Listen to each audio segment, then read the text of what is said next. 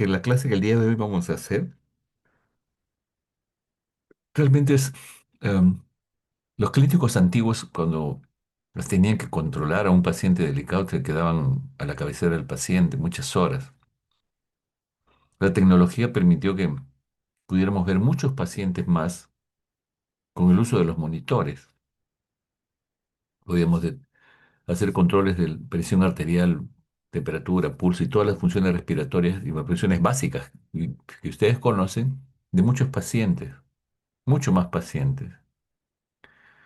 Entonces, este tema del monitoreo es un tema que va a permitir que ustedes tengan algunos conceptos de cuando vayan al internado, van a ver que en emergencia, en cuidados intermedios, en UCI, incluida sala de operaciones, existen los monitores para controlar las funciones vitales.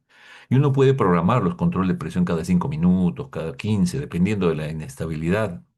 Entonces, el periodo en el cual yo quiero controlar a ese paciente. Probablemente en una sala de hospitalización, si hay algunos monitores para pacientes de cuidados intermedios, se programa pues control 2, 3 veces al día, ¿no? Pero en general en las áreas críticas, sala de operaciones, emergencia y UCI, donde los pacientes pueden estar muy graves, el control de las funciones vitales es mucho más frecuente y uno puede tener controles mucho más fidedignos mm, sin requerir más personal. Simplemente en una central de monitoreo uno puede ver muchos pacientes también. Entonces, lo que vamos a revisar hoy día está muy relacionado a todos los temas que hemos venido desarrollando. Y como ustedes han podido percibir, el objetivo, poder controlar las funciones vitales, porque eso sigue siendo muy importante, y que muchas veces, midiendo las funciones vitales, inclusive con pocos datos de la historia clínica, podemos plantear algunas posibilidades de estabilización del paciente. La estabilización de las funciones vitales y la discriminación de cuál paciente está más grave que otro nos permite también distribuir el tipo de trabajo, ¿no? Un área donde el paciente está muy inestable, un paciente donde el paciente está más o menos estable. Y distribuir al personal también para ello. Entonces, este es bueno, lo que vamos a revisar hoy día. Vamos a tratar de acortarlo un poco, pero nos va a dar una idea de lo importante que es el control de las funciones vitales, ¿no? Además de ser una buena historia, a veces en el paciente grave, de emergencia, tenemos pocos datos, pero hay que tratar de hacer una buena historia siempre, porque la clave de cómo llegar al mejor tratamiento para el paciente, las funciones vitales son muy importantes. Muy importantes, como ustedes, el ABCD está relacionado a la vía aérea, la ventilación, respiración, el patrón respiratorio, la circulación a la presión arterial, del estado neurológico, ¿no? La monitoreo electrocardiográfico también. Entonces, todas estas funciones en las áreas de emergencia, sala de operaciones, van a poder pues, ustedes monitorearlo mucho más, con más frecuencia y un mayor número de pacientes. Y hemos querido darles un resumen de cómo está ahora el tema del monitoreo, porque se ha avanzado muchísimo, ¿no? Para, como anécdota, entonces, como anécdota, se cuenta en la historia de la medicina que los anestesiólogos, cuando tenían que, el paciente entraba a sala de operaciones, había muchas arritmias o a veces paros cardíacos durante la intubación.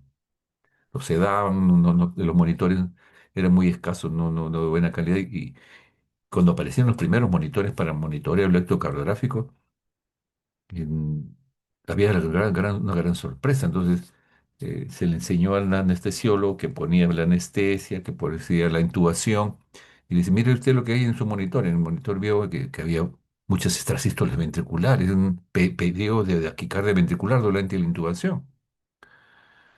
Bueno, entonces tiene que sedarlo menos, tener que topicalizar con anestesia la vía respiratoria alta, de parecer la silocaína tópica que ponen los anestesiólogos para poder intubar a un paciente, sedarlo no muy profundamente, porque si no puede producir hipotensión, hipoperfusión, entonces, pero a pesar de ello, los anestesiólogos iban a intubar y veían en el monitor otra vez extrasístoles ventriculares.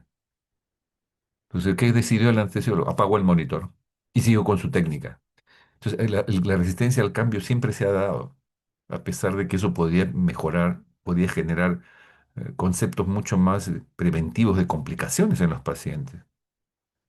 Eh, por eso que los abuelos a veces antes, pregúntenle a sus papás, no querían ir al hospital, los bisabuelos, los abuelos, porque el hospital era un área donde el paciente podía morir por las infecciones, porque no había técnicas de anestesia apropiadas, no había un monitoreo adecuado.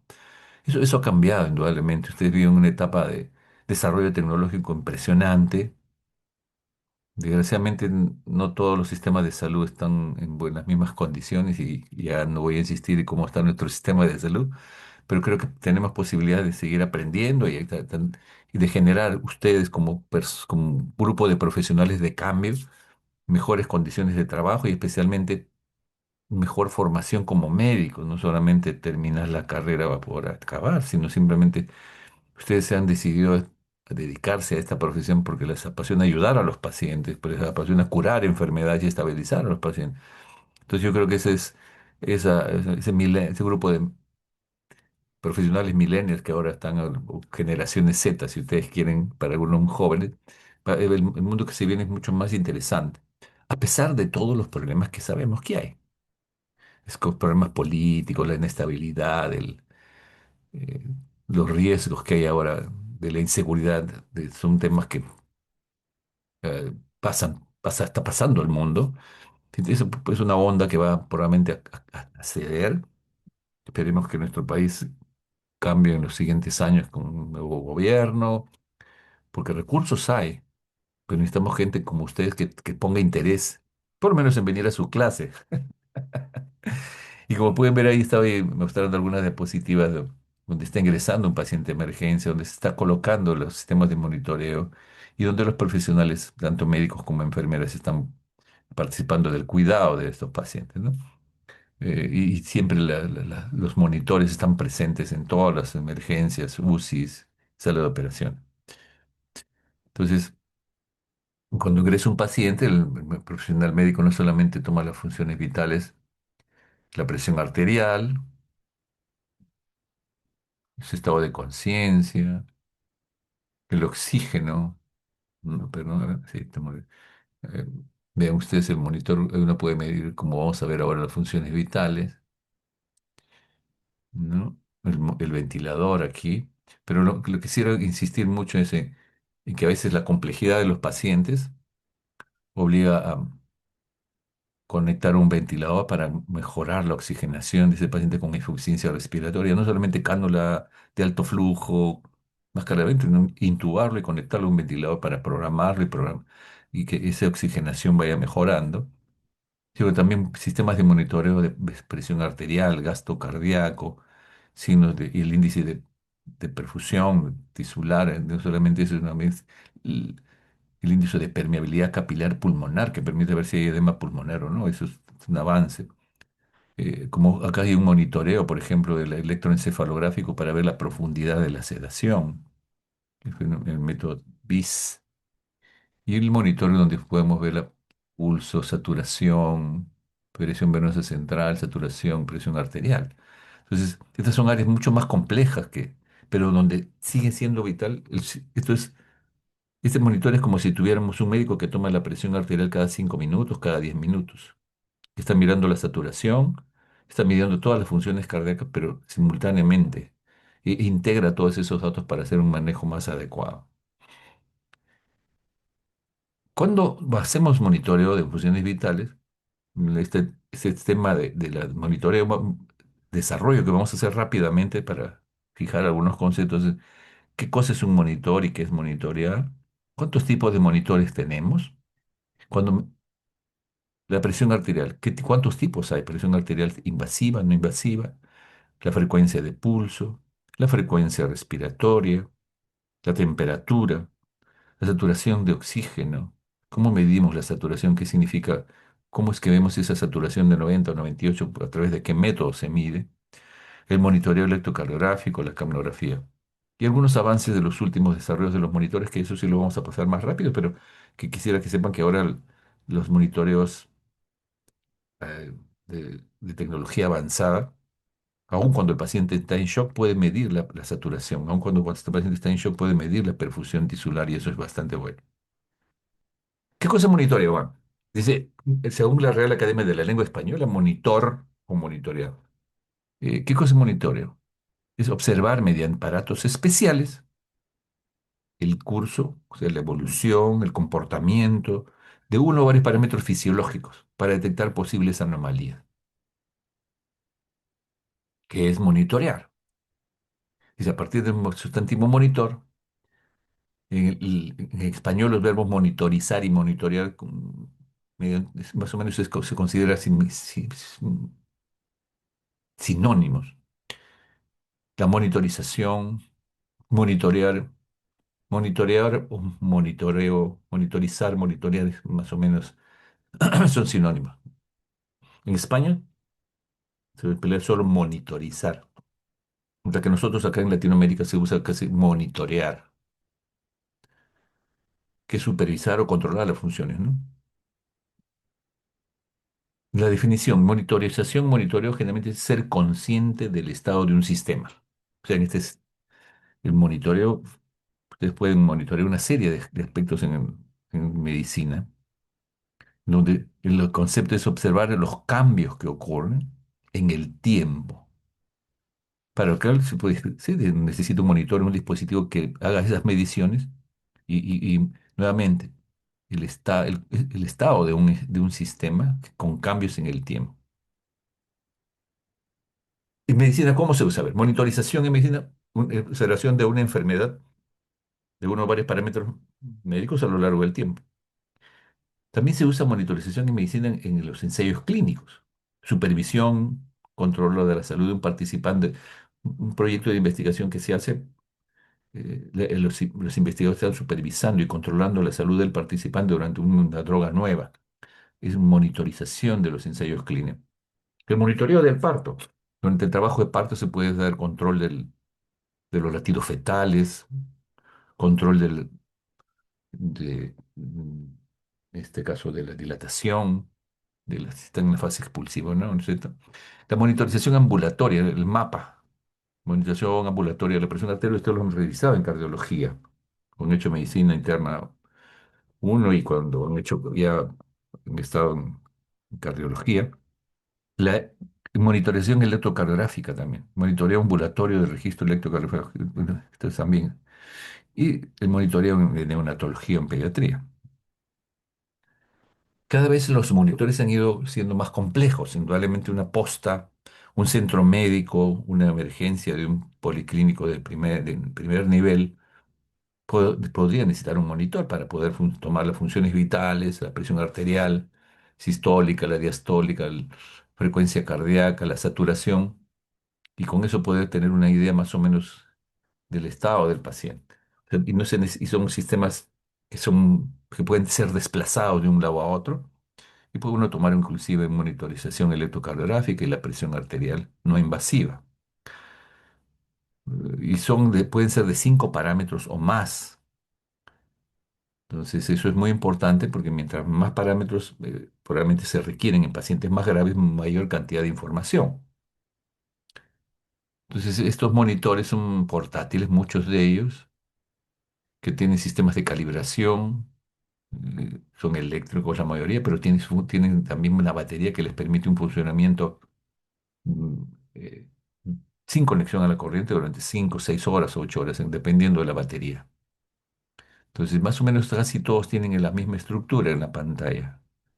Presión, saturación, pulso, presión arterial, sistólica, diastólica y media, la frecuencia respiratoria. Y conforme se va haciendo más sofisticado, indudablemente vamos a tener más información. Pulso, saturación, presión arterial sistólica y media. Acá tenemos la arteria pulmonar 2815, la presión venosa central. Entonces, estos son datos que son muy importantes y como seguramente ustedes ya han fijado el concepto, luego ahora no solamente monitoreamos la, la presión arterial sistólica, si está menor de 90 shock, sino también la presión arterial diastólica, si está vasodilatado y la diferencia entre sístole y diástole es más de 40, más de 60, 50, eso quiere decir que está vasodilatado, que la diastólica puede bajar más. Y es muy importante.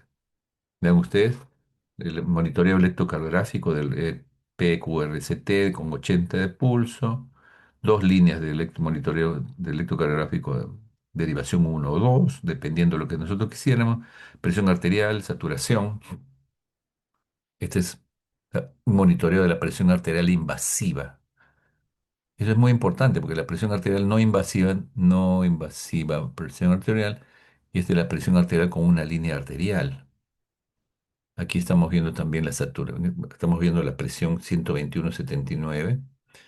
Estamos viendo además que la cantidad de información que nos puede dar este monitor, ¿no? La temperatura del paciente y en algunos de los canales uno puede encontrar las tendencias de las últimas horas, del día, de todo de las últimas 12 24 horas, de cada una de estas variables y funciones vitales.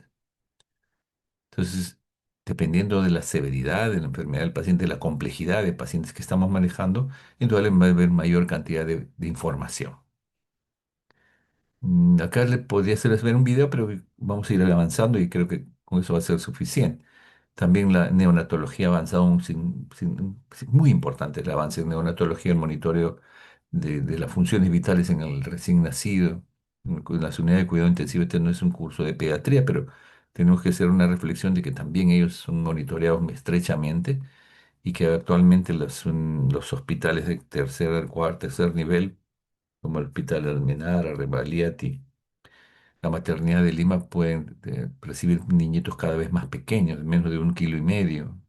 Y eso es importante porque muchas veces se tiene que atender en las áreas críticas a estos pequeños que requieren un cuidado especializado, que necesita especialistas en neonatología para poder monitorearlos también.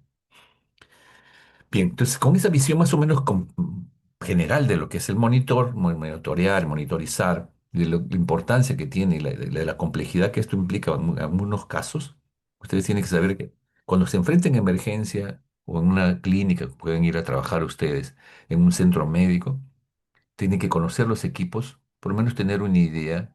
Muchas veces no necesariamente la marca, porque más o menos tienen la misma estructura, casi todos los monitores, pero sí deben saber si especialmente si esos pacientes, si esos equipos están bien calibrados, si hay mantenimiento, como dice, y preventivo.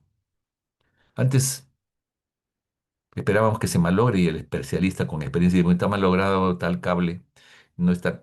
Ahora, para que eso no suceda y no falle en la vida del paciente, los monitores, la máquina de anestesia, eh, etcétera, los ventiladores, tiene que hacerse un mantenimiento preventivo, es decir, tiene que hacerse una revisión más o menos frecuente durante el año, dependiendo del uso, y las emergencias y cuidado intensivo en los diversos hospitales están encendidos los monitores las 24 horas del día durante los 365 días del año, a no ser que un paciente sea dado de alta, bueno, y se apague el monitor. Pero ahora casi todos los hospitales en nuestro país están repletos de pacientes. No hay, no hay camas libres en nuestros hospitales, tanto de MINSA como de salud, porque nos falta hospitales para atender más pacientes. Entonces el mantenimiento preventivo es muy importante, porque si no se hace mantenimiento preventivo y solamente se hace cuando se malogra, puede ser que ustedes se enfrenten a un monitor que no está haciendo ese mantenimiento preventivo y la información que les da puede ser falseada. Entonces eso es muy importante. Cuando ustedes vean emergencia, trabajan en medicina y hay una unidad de cuidado intermedio donde ven monitores, y pregunten ustedes, ¿y se hace mantenimiento preventivo este monitor cada qué tiempo? Tiene su tarjetita, cada hora ya su salud y los sistemas de control de calidad de los hospitales exigen que cada monitor tenga su tarjeta de cuántas veces al año se le hace control de preventivo, para mantenimiento. Eso es muy importante, nuevamente, insisto, porque puede darle valores falsos si no se hace eso. El mantenimiento reparativo se supone que si se malogra, bueno, tiene la ingeniería del hospital o a través de la empresa que hace la entrega del equipo, puede hacer la reparación con los repuestos correspondientes. Es muy importante saber cuántas horas trabajan esos monitores y la sensibilidad de las mediciones. Entonces, tengo que conocer los equipos como el que voy a manejar. Ustedes tienen que conocer su estetoscopio, su tensiómetro, si está bien calibrado, su oxímetro de pulso, si le está dando valores realmente fidedignos. Y dentro de los equipos que van a conocer son los monitores en emergencia, en cuidados intensivos, en unidades de medicina interna. Si se hace estos aspectos son muy importantes, es como cuando ustedes tienen que manejar el auto y se hace el mantenimiento preventivo Después a los 10.000, 15.000, cada 10.000 kilómetros o 5.000 al inicio, cada 10.000 kilómetros, cada 5.000 kilómetros para poder que el auto no tenga problemas. Ya no se puede dejar solamente que se malogre cuando está viejito. No, no, no. Entonces, seguridad para el paciente y calidad de información para los médicos. ¿Cuáles son las funciones vitales que medimos? Presión arterial, pulso, respiratorio, temperatura, la saturación, monitoreo y capnografía. Esto es muy importante. ¿Para qué me sirve un monitoreo de funciones vitales? Uno, permite definir los problemas fundamentales del paciente. Claro, si está hipotenso, si está taquicárdico, si tiene extrasístoles, si tiene desaturación. O sea, me va a permitir la evaluación, de lo que yo sospecho clínicamente, darme valores, definir cantidades. Cuánto de hipotensión, cuánto de saturación, cuánto de frecuencia respiratoria, cuánto de temperatura. Me permite definir el problema, me permite estratificar y definir la seguridad. Indudablemente una cosa es estar con 120/80 o 100/60 y otra cosa estar con 80/50. ¿Sí? O sea, estratificar y definir la severidad del problema del paciente. No es lo mismo tener saturación de 98 que tener 96 o 90 no, 89 de saturación. Permite estratificar y definir la severidad. Permite evaluar la respuesta al tratamiento. Si está desaturando, pues lo pongo una máscara más reservoria y va a mejorar la saturación. O de repente cánula venasal, Venturi, máscara más reservorio o cánula de alto flujo y va a permitirme evaluar la respuesta al tratamiento. Permite además definir la conducta a seguir. Si el paciente está hipotenso y no mejora después de fluidos, probablemente necesite iniciar noradrenalina para manejar la hipotensión. O sea, no solamente defino el problema, lo estratifico, veo la respuesta al tratamiento, la conducta a seguir, y si no mejora, la evaluación de los múltiples factores me va a venir a evaluar qué pronóstico tenemos y qué conductas más agresivas tengo que tomar con el paciente. Definir conductas por consiguiente alta, transferencia a otro servicio, está en emergencia, pasarlo a UCI, si está con problema coronario, pasarlo a cardiología, está con problemas neuroquirúrgicos, a neurocirugía o a sala de operaciones con un abdomen agudo y que están poniendo en peligro la vida del paciente. Entonces, estos son la utilidad del monitoreo es definir el problema, estratificar respuesta al tratamiento, conducta a seguir, pronóstico y definir conductas a seguir. Si sale de alta, se queda o pasa a unas áreas más críticas.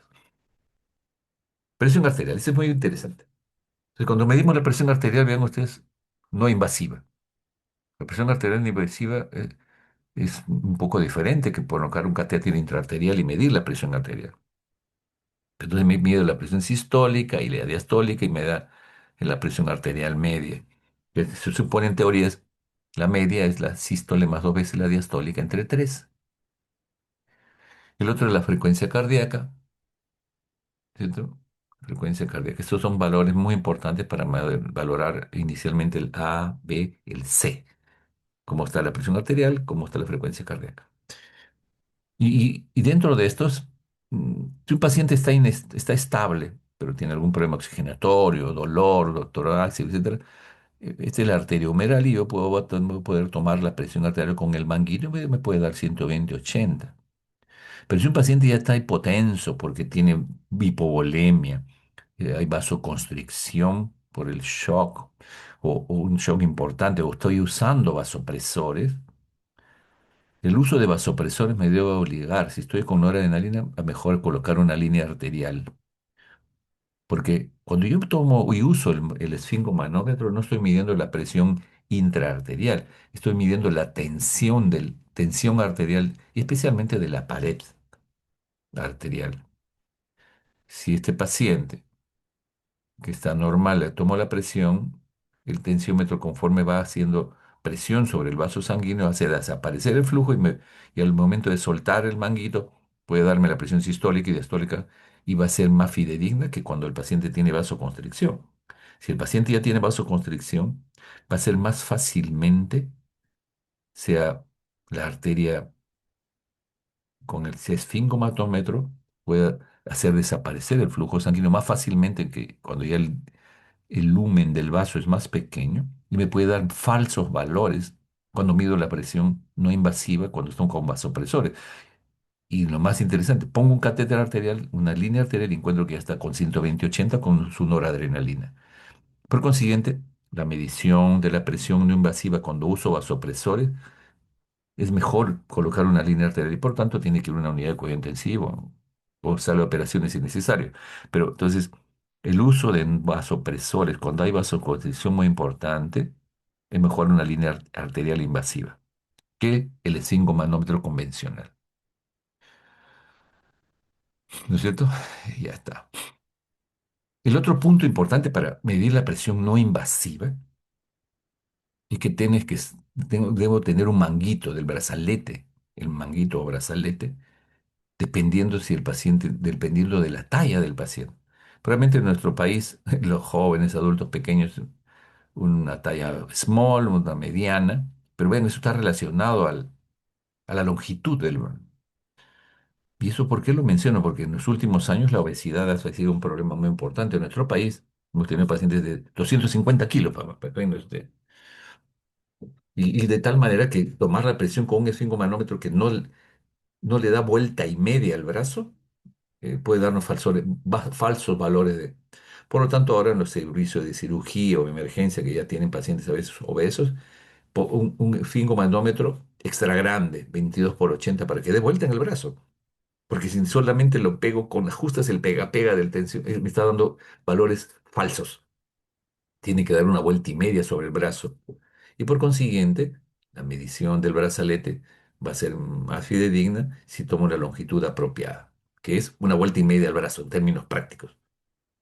Hay XL de 22 centímetros, large de 20 16,5, ¿no es cierto? Este es el ancho, pero este 14, ven ustedes, es importante, ¿no? El ancho y la longitud, ¿sí? Extra grande. Entonces, debemos tener ahora manguitos para adultos y extra grandes para los obesos mórbidos.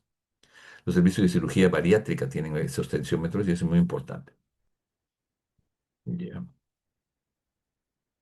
listo.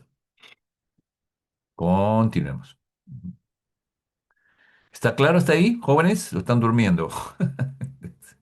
Elita, ¿están atentos o no? Sí está claro, doctor.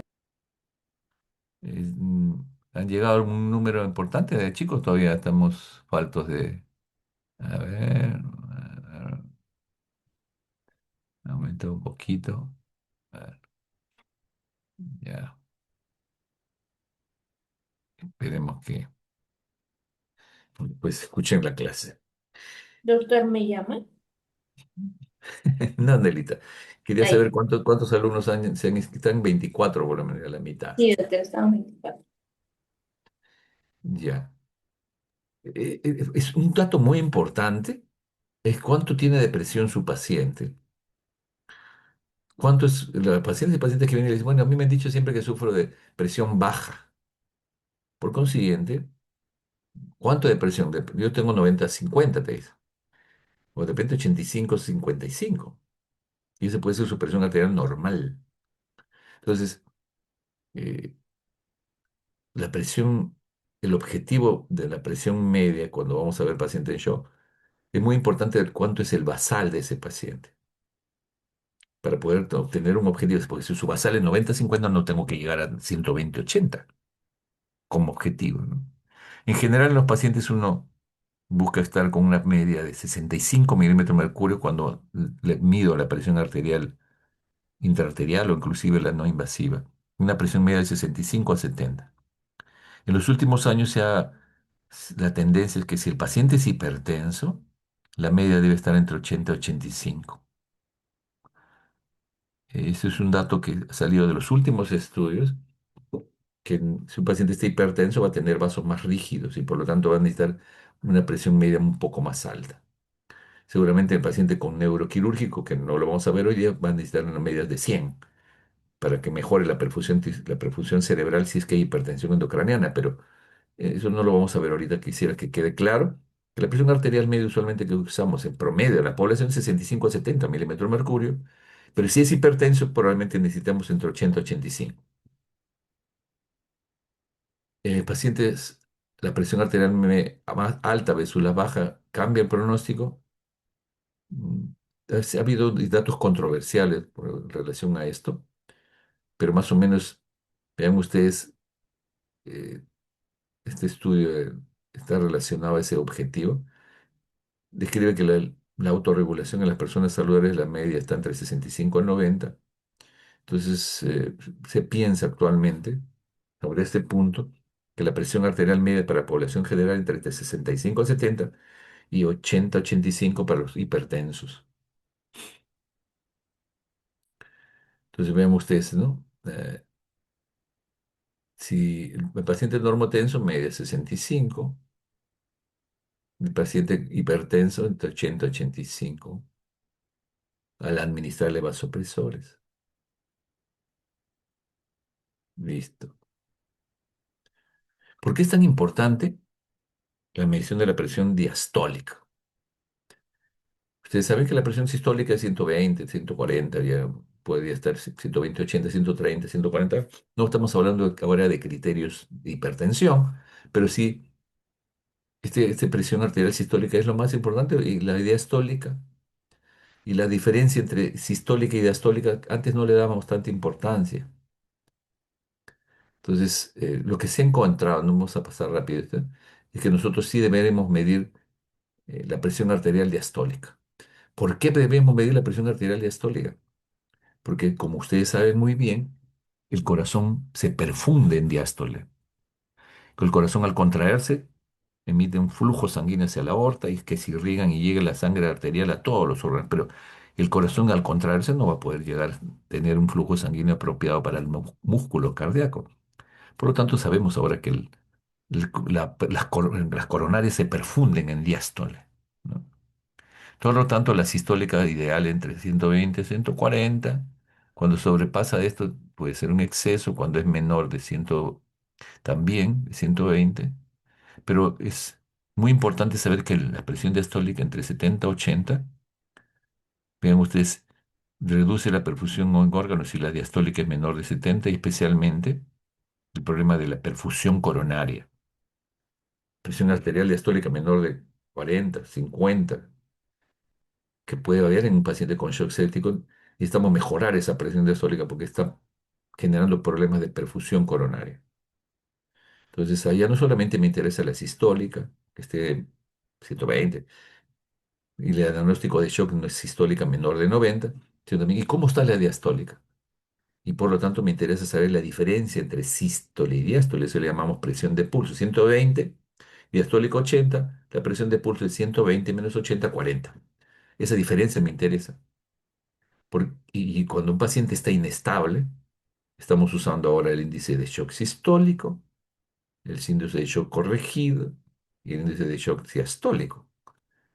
La frecuencia de pulso sobre la presión arterial sistólica es un índice de shock que con valores menor de 1,4 me dice que probablemente el paciente está muy inestable y que necesita transfusión sanguínea masiva y necesito referirle a un banco, a un hospital con recursos de banco de sangre apropiado. El índice de shock corregido está relacionado a la presión arterial media. El diastólico está más en relación al paciente con shock vasodilatado y shock séptico generalmente. Pulso menos presión arterial diastólica. Índice de 2 aumenta la mortalidad cuando es menor de 2 y eso es muy importante. El tomar el pulso, acostúmbrese a tomar el pulso de su paciente en la arteria radial, y, y porque ustedes van a tener que tomar la presión arterial y ver cuando desaparece el pulso es el objetivo de la medir la sistólica. Entonces, bueno, antes tomábamos la presión con manómetros de mercurio, se están eliminando de los sistemas de salud por la contaminación del mercurio y actualmente ya tengo manómetros aneroides, ¿no? Que nos dan valores bastante fidedignos. Entonces es muy importante el pulso radial, el pulso carotídeo, el pulso humeral, el pulso pedio. El pulso femoral es muy útil en los pacientes inestables. Si a veces la vasoconstricción hace que no se sienta bien el pulso radial y es más complicado hacer una valoración del pulso carotídeo, pero el pulso femoral les da una idea de cómo está esa presión arterial. Indudablemente que es un pulso normal, la sístole, incisión dícrota el cierre de la válvula aórtica y incisión anácrota. Cuando el pulso es muy débil, nos habla también de poco intenso, de poca amplitud, que hay disminución de la perfusión. Cuando el pulso saltón puede ser un pulso que nos hable de que hay un proceso, miren, la diastólica está menor y por lo tanto es una hipotensión, en este caso del pulso saltón, que está hiperdinámica la circulación. Ocasionalmente sentimos doble latido y eso por la elasticidad de la aorta, o que el pulso alterna, que cambia la intensidad del pulso con la respiración y muchas veces cambios del pulso no solamente con la respiración, ¿no?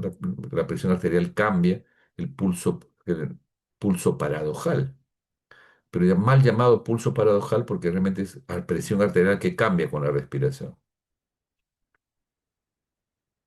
Pulso filiforme, pulso parvus et tardus, más de una estenosis aórtica, por ejemplo, pulso paradójico, pulso alterna, pulso dícroto, dos ondas Granbet. Cuando nosotros medimos la presión, uno puede colocar una línea arterial en la radial y nos va a dar imágenes, especialmente cuando usamos vasopresores o queremos monitorear en un paciente con insuficiencia respiratoria en UCI, en emergencias, se le coloca en sala de operaciones también una línea arterial para evaluar la sístole y la diástole.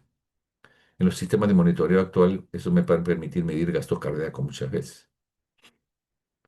Entonces hemos visto presión arterial, pulso, pero vemos la temperatura y la frecuencia respiratoria. Eso también. Si yo tuviera que decirles cuál es el síntoma o la función vital más importante y que me pone alerta, es cuando el paciente está taquipneico. Una frecuencia respiratoria incrementada, no solamente puede ser ansiedad, sino puede ser manifestación de signos de hipoperfusión, de hipoxemia. Y es en los cursos de posgrado de los médicos residentes de cuidado intensivo, decimos que la función vital que más nos preocupa y que estamos atentos, que refleja un paciente crítico, es la taquipnia. No la hipotensión, porque si está hipotenso, bueno, está hipotenso por alguna causa. Pero la taquipnia abre una miriada de causas que hacen que la taquipnia sea un parámetro muy importante cuando medimos un paciente crítico. A ver, por ejemplo, este monitor está en kilopascales, es bien interesante. Entonces, el CO2, al dividirlo por 0,133, se tiene 39,8 milímetros, que más o menos es 40 milímetros de mercurio, que es lo que hay en el CO2 expirado. Entonces, nuevamente, el monitor, tanto del ventilador como medición de funciones vitales, el gasto cardíaco, monitor del Volume View, se llama esta, del PAICO también, y neurológicamente el monitoreo electroencefalográfico, ¿no? El sistema nervioso, la profundidad de la sedación. La temperatura, si el paciente, definitivamente la fiebre es un indicador importante de sepsis, pero la hipotermia también puede ser parte de la sepsis y sabemos que la hipotermia, muy importante, genera alteración de la coagulación, aumenta los signos de hipoperfusión y es manifestación de un shock tardío muchas veces. La hipertermia en el adulto puede dar especialmente en niñitos y en ancianos, adulto anciano, convulsiones. Puede verse un signo de sepsis, manifestación de compromiso del sistema nervioso central, porque el hipotálamo controla la temperatura y un ACV hemorrágico con esas zonas puede dar hipertermia que a veces es difícil de controlar. Y otro tema importante es que la fiebre no necesariamente es dañina. Si está con fiebre, mándale Panadol, mándale Metamisol. No, no. Si está con 38 y medio y no le molesta al paciente y no da mucha taquicardia, está estable, déjenlo con su fiebre. La fiebre ayuda a controlar, como dice ahí, favorece la fagocitosis, pero la producción de anticuerpos. No toda fiebre tiene que ser bajada. La fiebre no es dañina. La fiebre ayuda a controlar la infección. La hipotermia, más bien, que le puede producir, o la hipotensión por Metamisol, puede ser más dañina. Bien, la frecuencia respiratoria es un parámetro, como acabamos de decir, en el adulto de 16 a 20, para encontrar 25, 28 respiraciones por minuto, tengo que estar atento. Los patrones respiratorios son muy variables, indudablemente. La respiración normal, presencia de un suspiro, respiración agónica, una respiración boqueante. La respiración de Cheyne-Stokes es un indicador de compromiso, de insuficiencia cardíaca, pero también de compromiso neurológico, ¿no? El paciente empieza a hiperventilar y va bajando la frecuencia y la amplitud y puede haber un periodo de apnea. Luego empieza otra vez, como que el centro respiratorio ha pedido su automatismo regular y tiene este patrón así en uso con periodos de apnea prolongados, ¿no? ciclos de aumento gradual después de una pausa, apnea, se ven enfermedades corticales bilaterales, insuficiencia cardíaca. En personas sanas durante el sueño en grandes alturas, ven ustedes, ¿no? Eso es interesante cuando vayan ustedes a hacer sus serum. Respiración irregular también puede ser parte de compromiso del sistema nervioso central de las secciones del bulbo, que es donde está el centro respiratorio. Entonces tenemos apneas, bradipnea, disminución de frecuencia, Shen-Stock, respiración normal y dificultad para respirar, sensación de falta de aire. Las respiraciones profundas y frecuentes, sin pausas, pueden ser indicativos de una acidosis metabólica, respiración de Kussmaul, la ortopnea, paciente que le da disnea estando en la posición de cúbito dorsal, la polipnea, aumento de la frecuencia respiratoria, y la taquipnea está relacionada a la movimiento, respiración superficial. Bien, un tema que ya viene que se le por el pulso oximetría con la pandemia del COVID. En todas las casas casi hay un poco pulso oxímetro, pero es importante saber qué es qué mide ese. Mide la saturación, sí, pero ¿cómo? Y eso es muy importante para saber cuáles suelen ser las falencias de estos métodos. Un poquito de historia nos dice que en el año 1862 ya eh, se hablaba del término hemoglobina y que la hemoglobina transportaba oxígeno. Hop, Seyler. 864, que la hemoglobina transporta oxígeno. Y el primer oxígeno fue en 1942, a la milica. El 72, los japoneses, los bioingenieros en el Nihon Koden, hacen el primer oxímetro auricular comercial. Y William New desarrolla y distribuye el oxímetro de pulso. En 1930 los alemanes también hacen su oxímetro, el primer aparato que analiza gases, el House en Estados Unidos de 1958, la pulsioximetría en Japón, como hemos dicho, es el año 72, y recién se puso a la práctica en 1980. La tecnología muestra una cantidad de tipos de oxímetro variados, algunos que los compran ustedes y les puede ser útil a la cabecera de su paciente, ¿no? La oximetría de pulso, ven ustedes rayos infrarrojos, rayos ultravioleta. Esta es una ley de Bieber-Lambert, pero que dice, hay una relación entre la transmisión de luz a través de una sustancia y la concentración de la sustancia, así como también la transmisión y la longitud del cuerpo que la luz atraviesa. Bueno, o sea, la transmisión de luz a través de una sustancia y la concentración de la sustancia. Entonces, los oxímetros en general cuentan con un fotorreceptor que debe ponerse en un punto opuesto a los rayos LED. Estos rayos LED se colocan, justamente ustedes por eso colocan el oxímetro de pulso con el cable hacia arriba, tiene los diodos emisores y tiene diodos fotorreceptores. Este diodo elimina un rayo infrarrojo y otro rojo. El mecanismo, entonces, atravesando el dedo, puede este fotorreceptor detectar la cantidad de longitud de onda que se absorbió durante el pasaje a través del dedo. Más oxihemoglobina, más luz roja, más hemoglobina. Entonces, eso reducida también está relacionada a la capacidad de fijación de la luz.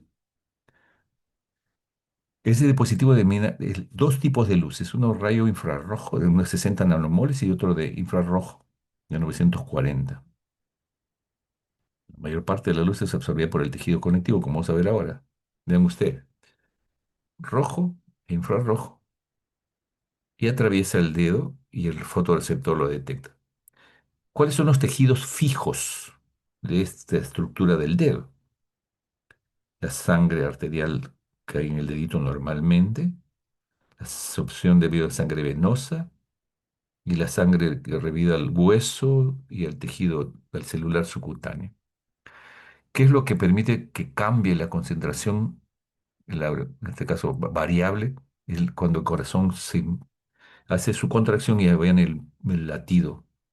Aumenta el flujo sanguíneo acá y hay una absorción de luz variable durante el volumen pulsátil de la sangre arterial. Pero normalmente tenemos tenemos latido y latido sangre arterial que es más o menos estable en cada tejido, Pero cuando hay pulso, y eso lo detecta el oxímetro de pulso y absorbe determinada cantidad de luz roja e infrarroja. Esto es captado por el fotorreceptor y la hemoglobina reducida absorbe más luz roja y la oxihemoglobina más infrarrojo. Por lo tanto, el fotorreceptor detecta la cantidad de luz roja e infrarroja no absorbida en cada longitud y esto me va a permitir a través de un microprocesador determinar la cantidad de hemoglobina reducida y oxigenada presente para evaluar ambos aspectos, ¿no? Entonces, la longitud de onda de los dos tipos de luz de espectro rojo e infrarrojo va a permitir capturar cuánto es de oxihemoglobina ahí en el dedo. ¿Cuáles son los errores cuando hay un exceso de luz, el paciente tiene temblor, hay interferencia electromagnética, especialmente de equipos electrónicos complejos, pero cada vez más los oxímetros están, así como los monitores, eh, a pesar de la presencia de corriente eléctrica importante, marcapasos, están los cables a tierra para disminuir la tierra de las áreas críticas de emergencia, sala de operaciones, tiene que existir.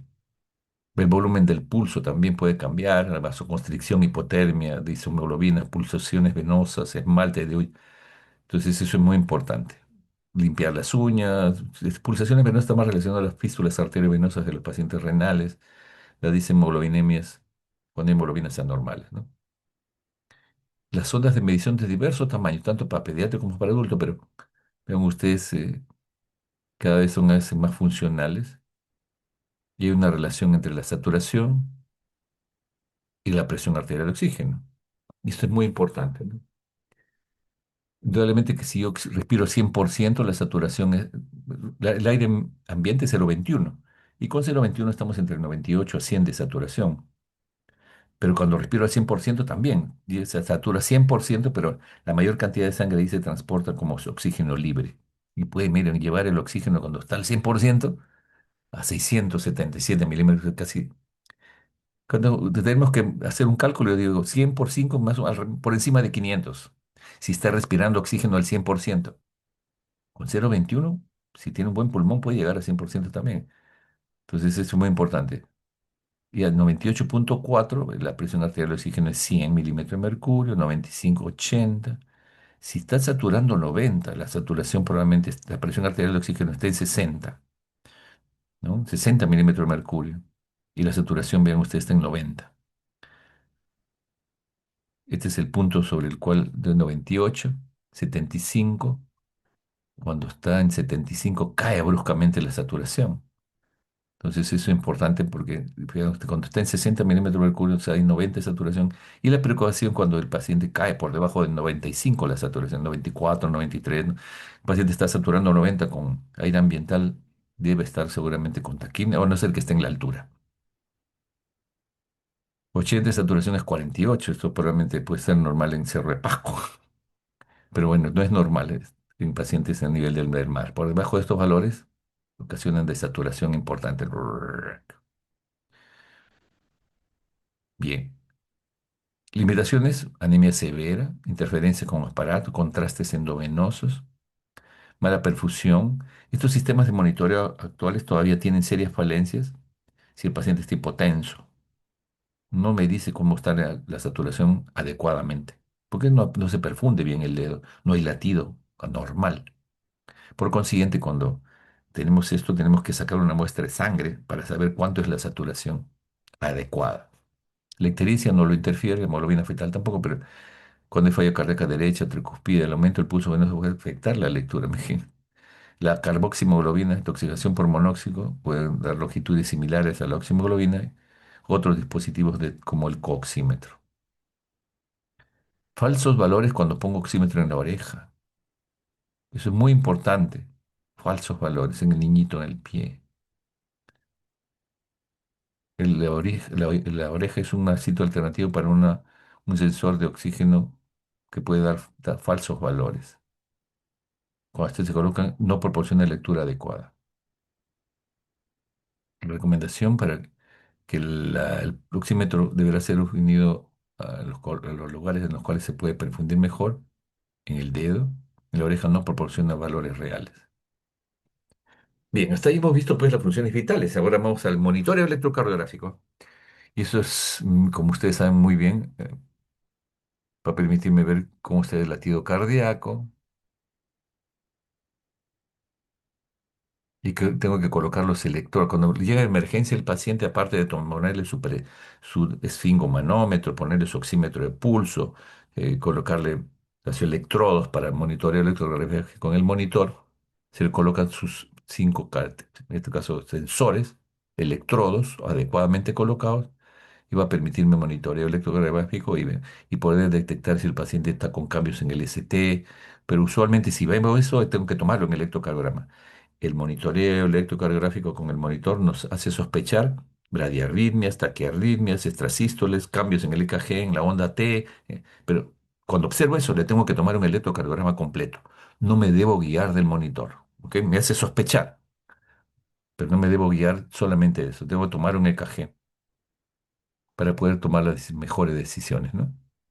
Sí, ya como ya ustedes han revisado también, además de las elevaciones convencionales, si sospecho que hay cambios en el infarto derecho, puedo tomar el B3 del lado derecho, y si en las devibraciones posteriores se sospecha un infarto de cara posterior y cambios en el B1, B2, B3, inversión de T acá, le tomo el KG B7, B8, B9 y me va a dar un diagnóstico de infarto en cara posterior. PQRST. Eso me interesa, que sea si es regular o irregular, el complejo QRS es angosto, si hay onda P y onda T. Por ejemplo, acá vemos una onda P y aquí hay una tendencia a la bradiarritmia. Acá hay episodios de taquicardia supraventricular como una taquicardia auricular paroxística. Y tengo que medir cuánto es el PR, QRS, pero estoy tomando el EKG. O si hay salvas de extrasístole, QRS angosto, precedidos de onda P y de luego, cerca de la onda T, salvas contracciones ventriculares, taquicardia ventricular, salvas. Algunas acá dos extrasístoles. Y puedo también la torsade de Pound, que es una taquicardia ventricular polimorfa, ¿no? Y que tiene forma de uso además. Un síndrome de QT largo, trastorno del ritmo. Entonces el monitoreo electrocardiográfico debe obligar, si veo anormalidades, a tomar un electrocardiograma. El CO2, también puedo medir el CO2 expirado. El CO2 me da una idea del ciclo respiratorio. El CO2 exhalado refleja cambios de una buena perfusión pulmonar y por lo tanto actualmente la diferencia arteriovenosa de CO2 me sirve para ver si hay una buena perfusión pulmonar. Si el CO2 en sangre es 40, que el CO2 expirado debe estar 45, 44, menos de 6. Si es la diferencia es más de 6, no está perfundiéndose bien en el pulmón porque no se está eliminando bien en el aire expirado. Y en este caso es una curva que se ve en el monitor muchas veces con el CO2. Otro aspecto importante que se está dando en los últimos años, entonces, el monitoreo, ya hemos hablado de las funciones vitales, pero la parte de la saturación es donde el monitoreo no invasivo de la oxigenación tisular ha dado un salto tecnológico tremendo, y esto está relacionado a los monitoreos de este tipo que nos permite que a pesar del movimiento, a pesar de la hiperiluminación, que a pesar de la hipoperfusión donde el dedo no late adecuadamente, estos sistemas tienen sensores multicanales de múltiple análisis con inteligencia artificial y lo puede detectar mejor. La tecnología de extracción de señales máximo, este es muy interesante. Hace 24 años, dos jóvenes se preguntaron por qué la oximetría del pulso no funciona cuando el paciente se está moviendo, cuando hay baja perfusión. Entonces buscaron una estrategia para que a pesar de esas limitaciones pueda medir mejor la oximetría de pulso. Estaba plagada de poco confiable, cuando el paciente era hipotenso, el movimiento, la baja perfusión.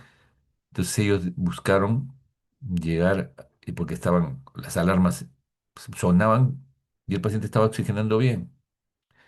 Entonces esa notificación de grandes promedios anormales que nos daban no eran tan útiles. Entonces ellos usan la tecnología de extracción de señales. A pesar del movimiento y a pesar de una baja perfusión, detecta la perfusión de los tejidos.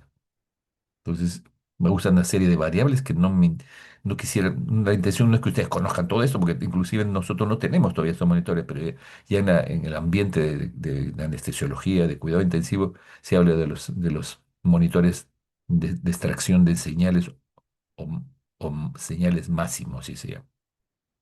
Es una marca, pero no tenemos en el país, pero me parece súper interesante que sepa que a pesar de la hipoperfusión en otros países se utiliza estos monitores durante el movimiento, baja perfusión, y puede detectar haciendo múltiples mediciones, que no vamos a entrar en detalle, pero son mucho mejor. O sea, acá, por ejemplo, en condiciones difíciles, en los monitores convencionales, suena la alarma porque se mueve o por baja perfusión, mientras que esto es el porcentaje es 3%, que puede dar falsos valores, un 43%, 28%. En el caso de alarmas realmente significativas, ¿no? Entonces, este impacto en los prematuros, en los adultos, la sensibilidad en cardiopatías congénitas, tienes cardiopatías congénitas con cianóticas o cianóticas, nos ayudan estos monitores. Los investigadores encontraron mejores resultados después de la instalación de este tipo de monitores. Los pacientes sufrieron daños cerebrales prevenibles, murieron por un periodo de... O sea, se detectas de oxigenación tisular no solamente de los dedos, sino también del cerebro. Entonces, menor cantidad de reducción de eventos después de la implementación de este tipo de monitores, reducción de transferencias no planificadas y 1,42 millones en cifras anuales estimadas de ahorro. Entonces, es mucho más sensible a pesar del movimiento.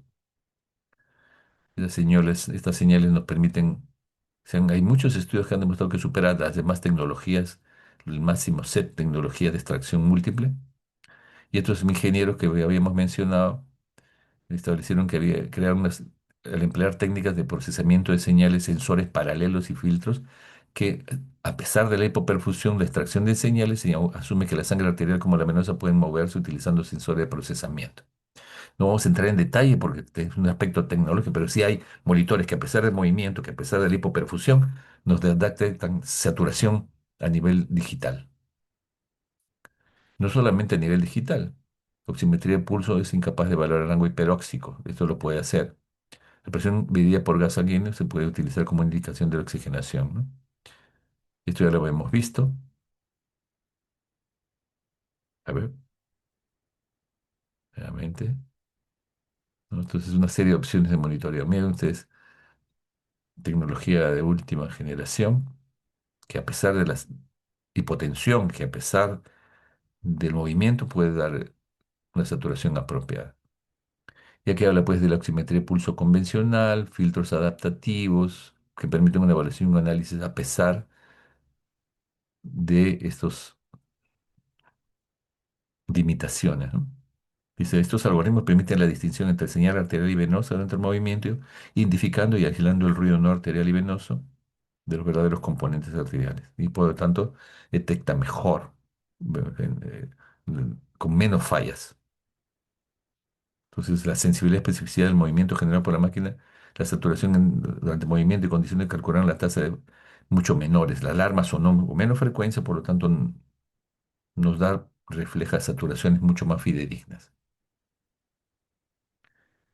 Y no solamente, entonces para ello se utiliza la saturación de oxígeno, la tasa la frecuencia de pulso, el índice de perfusión, índice para ver una serie de parámetros que no vamos a entrar en detalle, pero que el índice de perfusión va a permitirme una una variedad. Para yo detectar la saturación es el emisión de luz roja e infrarroja, pero para el pulso va a depender de cómo aumenta el dedo, el volumen cuando hay cada latido y así por esa variabilidad pletismográfica, variabilidad del movimiento, aumento de volumen del dedo, con cada latido es que mide la frecuencia del pulso. Es una medida de cambios dinámicos en el índice de perfusión que ocurren durante uno o más ciclos respiratorios. La índice de variación permite la amplitud de onda de oximetría y se calcula como señal infrarroja. Lo más importante es que va a permitir eh, la medición de pulso y de la saturación mucho más fidedigno. Vean ustedes también la oximetría a nivel cerebral, tisular. hemoglobina total, índice de variabilidad politismográfica, función cerebral, imagínense, oximetría regional, oxigenación cerebral en situaciones que la oximetría de pulso no puede. Eso es un avance en la tecnología con estos sensores especiales del SET, ¿no es cierto? Mm, El índice de reserva de oxígeno. El estado de oxígeno de un paciente en el rango hiperóxico, PO2 más de 100 a 200, definido como reserva. El ORI, índice de reserva de oxígeno, Oxygen Reserve Index, da valores que no, cuando tengamos esos monitores vamos a poder trabajarlos mejor. Por consiguiente, la tecnología ha cambiado, ¿no? De forma radical el monitoreo cerebral, el oxímetro de pulso, la oximetría regional, capnografía, monitoreo de gases, el CO2. Entonces, esta es una tecnología que ya está en el mundo, que esperemos que nuestro sistema de salud mejore para poder tener en algunos de estos centros ciertos tipos de monitores y poder monitorear mejor. En resumen, el monitoreo es una función muy importante de apoyo cuando existen buenos monitores que ustedes conocen si se hace mantenimiento preventivo y no solamente reparativo. Conocer esos monitores va a permitir, si es así, tener más confiabilidad de los monitores, saber cómo funciona el oxímetro de pulso, tiene que revisarlo, porque los usamos todos los días y a veces no sabemos por qué nos da esa saturación de oxígeno.